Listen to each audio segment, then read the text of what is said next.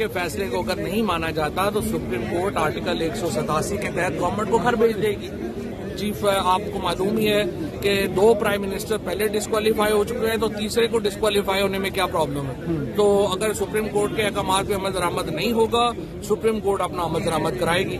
और यहाँ पे मैं ये वाजे आपको कर दूं कि जो 5 जजेस हैं उन्होंने ये कहा है कि जो 90 दिन के इलेक्शंस हैं उसके प्रिंसिपल को 5 जजेस ने एंडोर्स किया। ये भी बताइए कि सदन ने 9 अप्रैल को इलेक्शन करवाने का हुक्म दिया, तो आपको लगता है दिखाई दे रहे हैं कि 9 अप्रैल को इलेक्शन हो जाएंगे पंजाब में? इलेक्शन कमीशन को उन्होंने कहा है कि आप सदर को के पास फौरन जाएं और उन्हें अपनी डेट प्रपोज करें। कल जो डेट यहाँ पे इलेक्शन कमीशन ने प्रपोज की थी वो 25 अप्रैल की थी। उन्होंने कहा अगर आप 25 कर दें तो हम उसमें कर सकते हैं। मेरी जाती राय में 90 दिन का जो हमारी जो बंदिश है उसको किसी सूरत वायलेट नहीं होना चाहिए।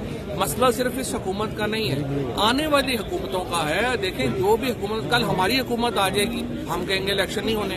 इस तरह से देखें, जहाँ पे भी वकीलों में हमारा तो रवाज है, हर साल इलेक्शन होते हैं।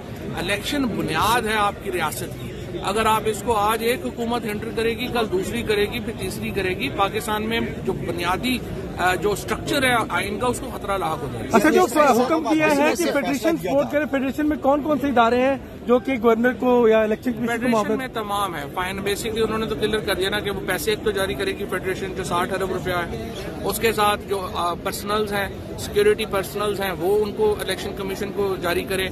और उसके बाद इलेक्शन कमीशन को जो जो सपोर्ट चाहिए आज सुप्रीम कोर्ट ने कहा है कि वो इलेक्शन कमीशन को दी जाए। इसमें सर रिव्यू पिटीशन आ सकती है इस फैसले के खिलाफ? रिव्यू पिटीशन तो जाहिर है आ सकती है। क्या इस वक्त जो इख्तिलाफात अगर होते हैं, मुतहम्मिल है सुप्रीम कोर्ट के कोई भी इख्तिलाफात की मुतहम्मिल ना पाकिस्तान है ना सुप्रीम कोर्ट है। मैंने अभी भी ये कहा है कि ये मौका है जहाँ पे एस्टैब्लिशमेंट और पॉलिटिकल पार्टीज बैठे और कोई फार्मूला बनाए मुल्क को चलाने का। आप IMF का देख लें जो हाल हुआ है, IMF से हम बिल्कुल बैंकरप्सी के ऊपर पहुंच गए हैं। इस तरह से मुल्क नहीं चल सकता। आम आदमी की कमर टूट गई है, इतनी ज्यादा पॉलिटिकल अनसर्टेनिटी है।